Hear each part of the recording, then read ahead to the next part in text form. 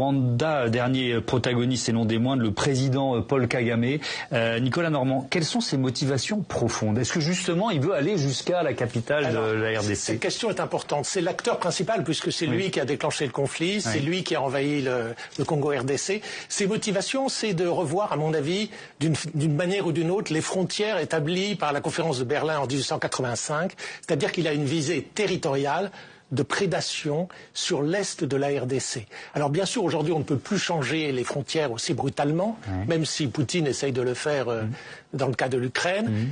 Donc il utilise un groupe qui est le M23, qui est complètement armé et aux ordres du Rwanda, et il veut une négociation entre Kinshasa et ce M23. Une négociation pour quoi faire?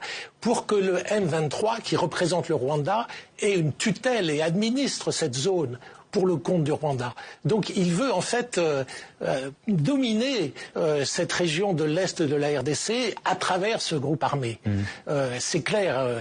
Et alors il met en avant des objectifs totalement mensongers qui sont la défense des Tutsis. Mais si on veut défendre... il remonte à la guerre, enfin au génocide au Rwanda en disant que la RDC aide ou maintient des génocidaires dans son pays. Oui, la RDC même persécuterait les Tutsis congolais. Seulement, en envoyant une milice composée de Tutsis, le M23, c'est pas le meilleur moyen de protéger les Tutsis localement, bien évidemment. D'autre part, son deuxième grief, c'est qu'il y a un groupe constitué de Hutus. Les Hutus, c'était les génocidaires en 1994. Une partie de ces génocidaires se sont réfugiés au Congo en 1994.